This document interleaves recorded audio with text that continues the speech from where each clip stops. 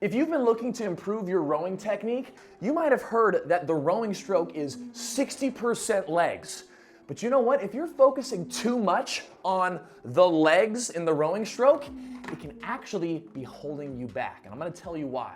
But first, for those new to the channel, hello, I'm Austin with Training Tall, and I am 6'8", but Training Tall is all about getting the tips and strategies to help you take your fitness and health above the average, no matter how tall you are. You can be short and train tall, okay? And on my website, you can find rowing workout plans, my app and web platform, Just Row, with follow-along workouts. You can sign up for form reviews, and you can even join my personal coaching program. And that's all linked down below. But after reviewing literally hundreds of individual rowing forms to try to help everyone get the best, most efficient stroke possible, there's one big glaring issue that tends to be holding back everyone. And that issue is prioritizing the legs, or at least how we think of the legs when it comes to the rowing stroke. Because the idea that rowing is mostly legs isn't necessarily incorrect, but the way we think about it is incorrect. When we talk about legs in the rowing stroke, what do you think about? We usually think about the pushing of the legs. You might have heard that from myself, other rowing YouTubers, other rowing coaches. It's this idea of pushing our legs for the rowing stroke. You wanna push your legs, use your legs, 60% legs. But you see, the legs are not where the peak power in your rowing stroke comes from. It is not from that initial leg drive. When it comes to proper rowing strokes, the peak power of your stroke comes from the moment your body swings back from this lean forward position to the lean back. You can hear it, listen.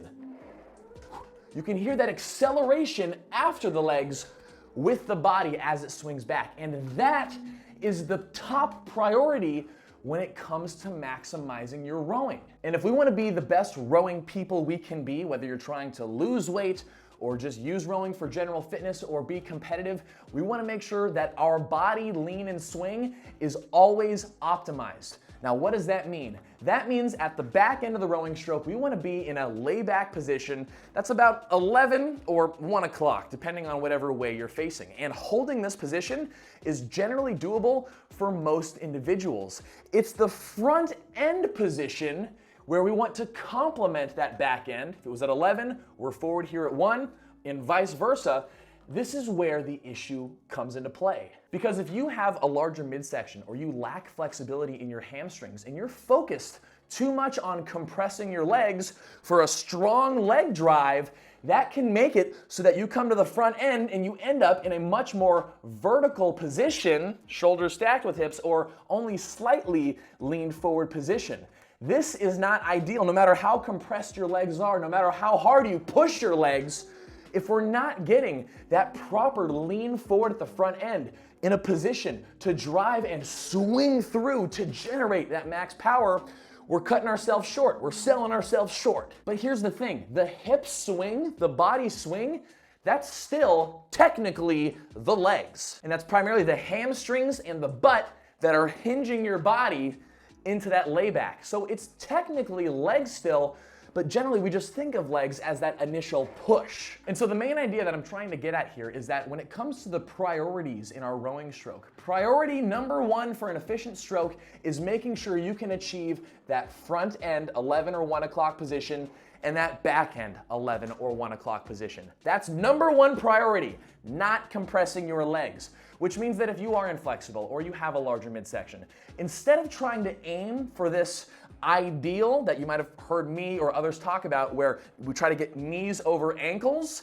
for some of us, that is what is compromising our ability to lean forward. It's a lot more challenging to do that if you've got something in the way or you're not sitting right or you're not flexible back here. And so what's the fix? The simple fix is you have to shorten your leg compression enough to work for you to achieve that body lean. So sit down on your rowing machine and find how much you can compress your legs to get into that position with your shoulders in front of your hips at that 11 or 1 o'clock. And if you try to go past that and your hips start to scoot under, you've gone too far. And so that means for some individuals, instead of going to knees over ankles right here, you might be right here instead. You might even be back here depending on your rowing machine. But being able to position yourself into that lean forward, even with just a little bit of legs, you can get so much out of your rowing stroke when those hips are prioritized, when that body swing is prioritized. Now, don't get it twisted.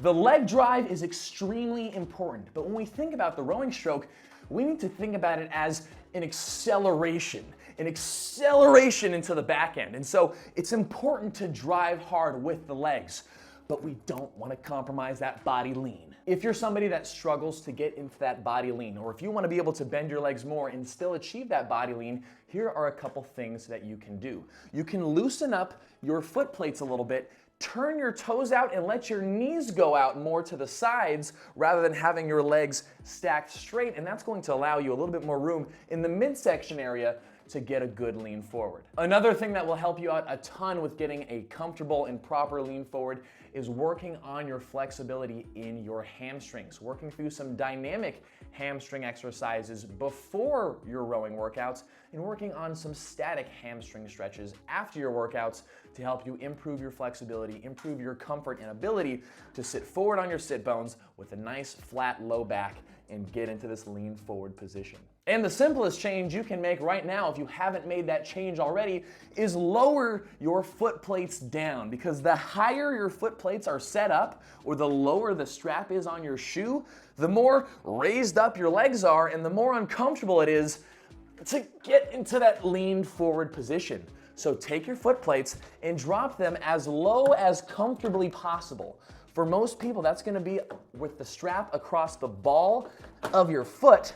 But if you can go lower and it's still comfortable, then go for it. Because when your feet can sit low, your knees are out of the way, and you can achieve this position a lot more effectively. And so that's the moral of the story. We need to prioritize the body lean and swing, being able to drive hard with the legs, but accelerate into that body swing and not sell ourselves short by cutting our lean forward into more of a vertical position because we're too focused on compressing the legs and working the legs. And trust me, when you can really dial in on that body lean forward and that body swing back, you're gonna be shocked at how much lower you can get your split per 500s, how much higher you can get your watts, and how much more you're gonna get out of each stroke when you row. And if you try all of these things and it still doesn't quite feel right, sign up for a form review with me and we can work one-on-one together to get your rowing form to where it needs to be. Because all I want is for you to be the bestest and most awesomestest rower that you can be. But I hope you enjoyed the video. Please let me know what you think down in the comments below. Did this make sense? Or are you now super confused? Let me know. I'll try to clarify, but I appreciate you guys watching the video, so thank you so much for your support, and be sure to check out all my stuff linked down below. With that being said, though, I will see you in the next video.